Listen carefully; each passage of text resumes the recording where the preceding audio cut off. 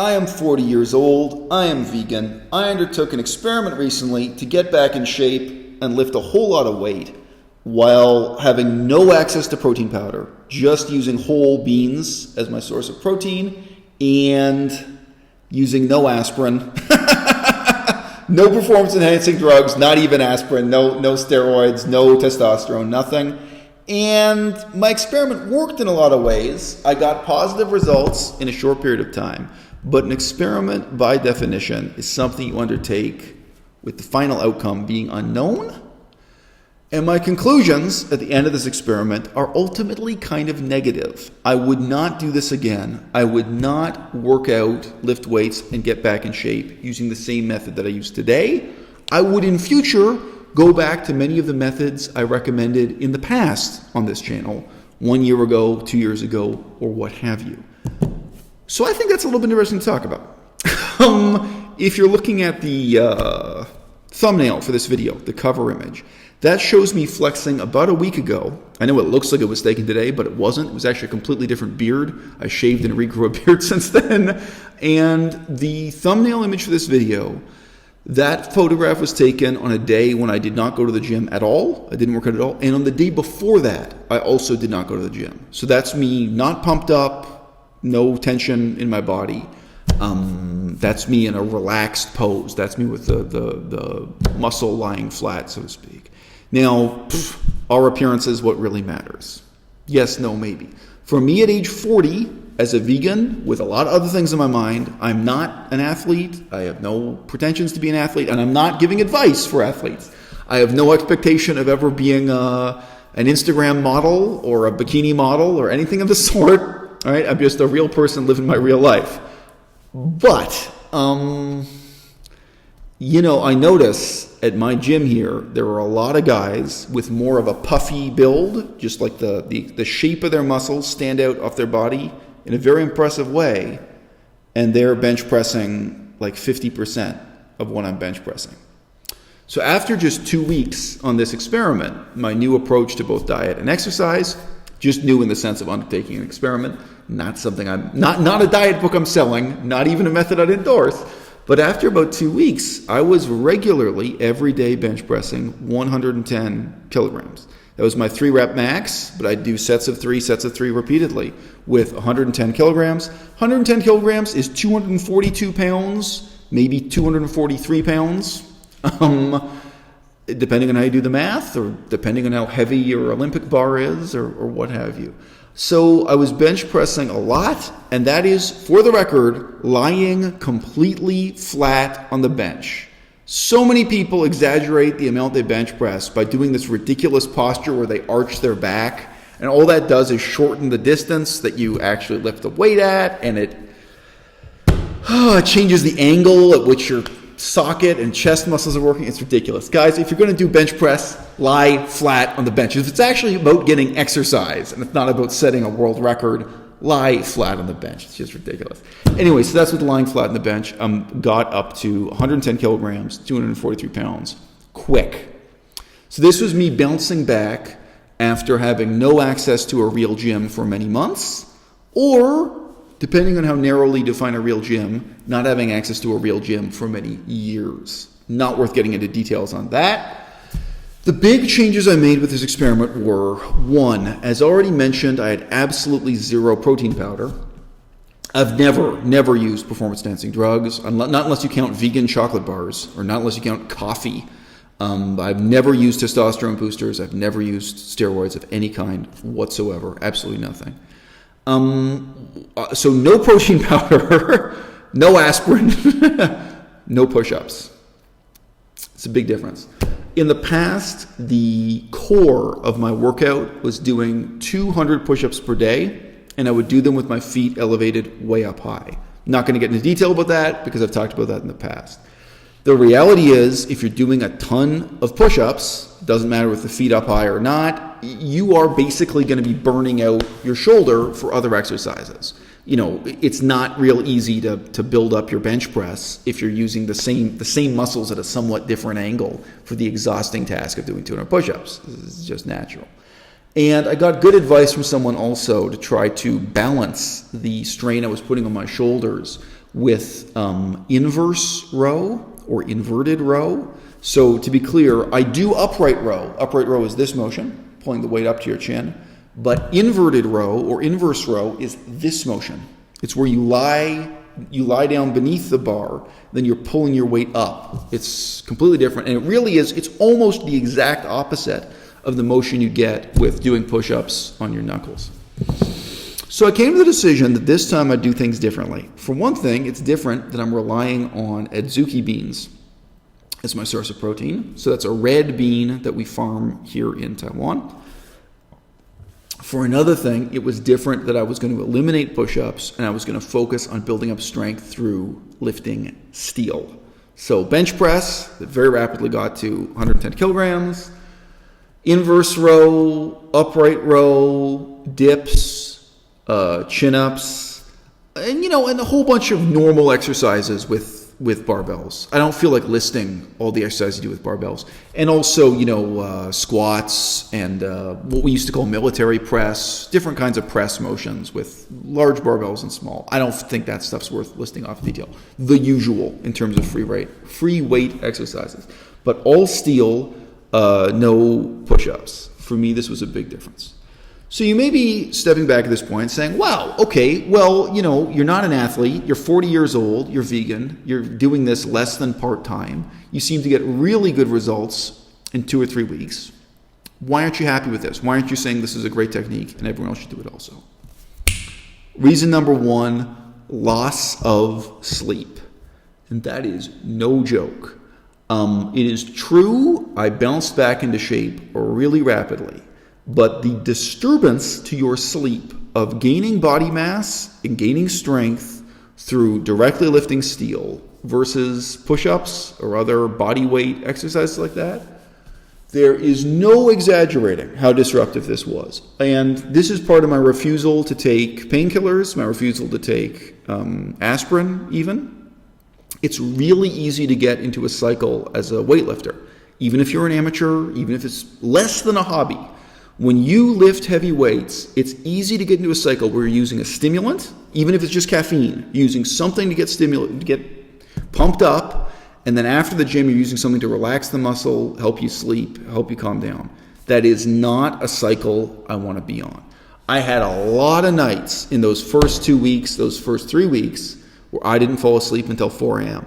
I didn't have a pull, I didn't have an injury, there's nothing wrong with me.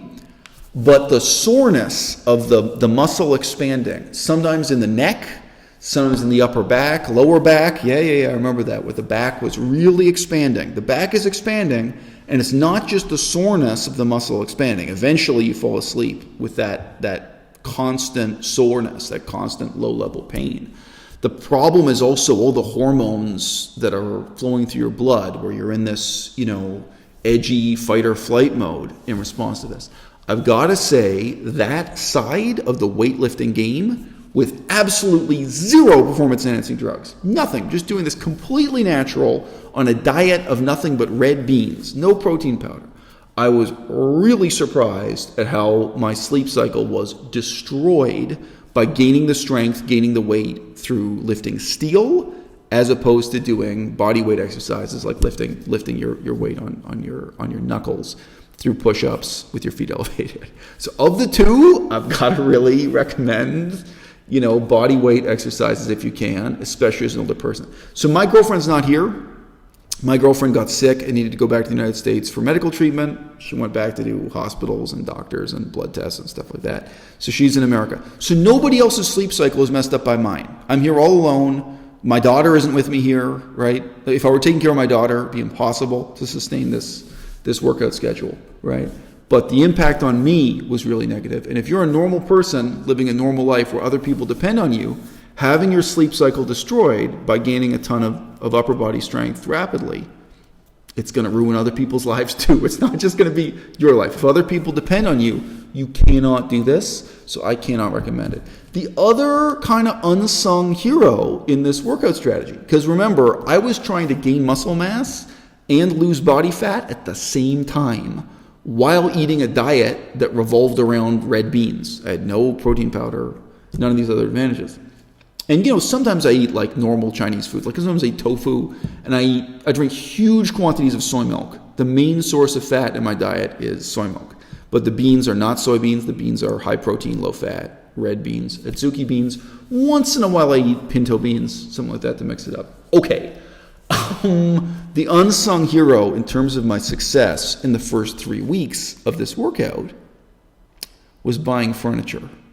I used to walk a couple kilometers, buy a heavy desk, carry the desk home on my head. It's a lot of exercise. You're burning a lot of calories. And the point is you're not doing that instead of going to the gym. You're doing that in addition to going to the gym. You're going to the gym, and then afterwards you're carrying a desk on your head across the city. That really helps you get results. That's what helps you simultaneously lose body fat and gain muscle mass. And it puts you in that edgy fight or flight mode that makes it really hard to fall asleep at night. So I still do recommend, if you are a regular person who's trying to stay in shape or get in shape, if what you're trying to do is lose body fat and gain muscle mass or maintain muscle mass, probably the best thing you can do is add into your day walking up and down stairs or walking up and down a mountain or just plain walking long distances with a heavy load in your backpack. Put a ton of books in your backpack. If that doesn't work for you, take rocks, wrap the rocks in towels or blankets, and put the rocks in your backpack. Get heavy weight, start going uphill, start going upstairs with those rocks.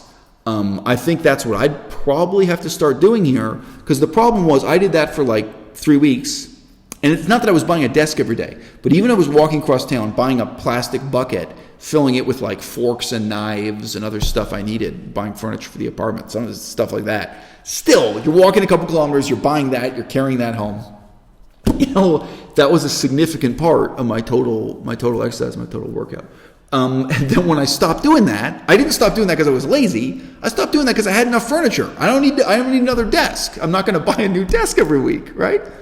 But I'm still eating the same amount of food. I'm still struggling to get enough protein by eating beans all the time.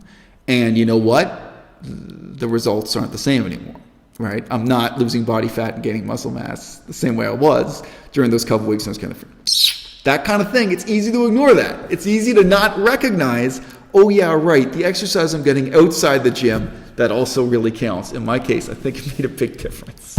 So anyway, I got to eat less, or I got to start carrying around rocks in my backpack, or both. And where am I going to get the rocks? I don't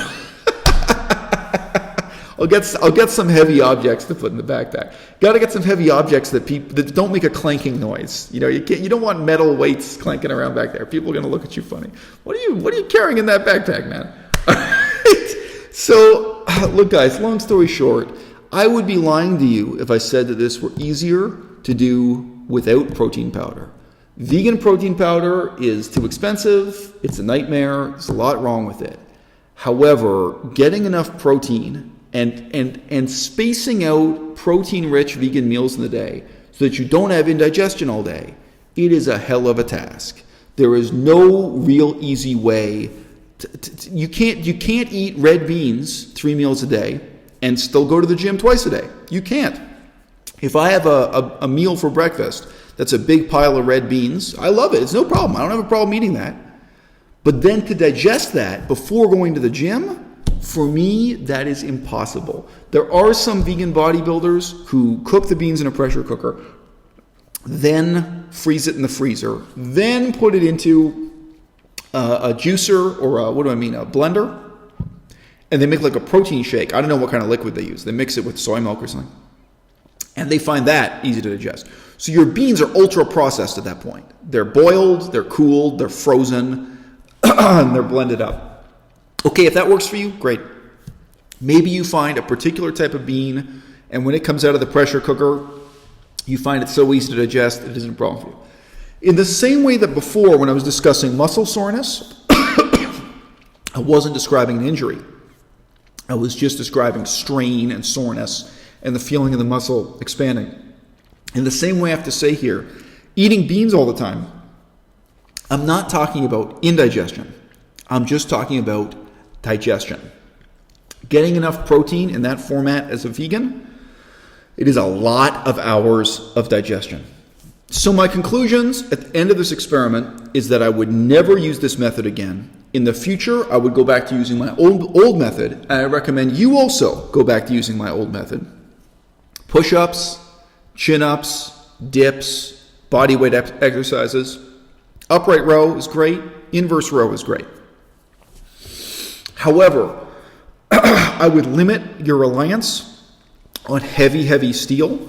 I would limit your reliance on pushing your limit with, your 3-rep max with heavy, bench press and what have you, simply for the reason that ultimately the way your body functions, the way your intellect functions, and even your emotional health all rely on sleep. Any workout, no matter how effective, if it is going to destroy your ability to sleep, it's going to destroy your ability to live. And that is fundamentally not worth it.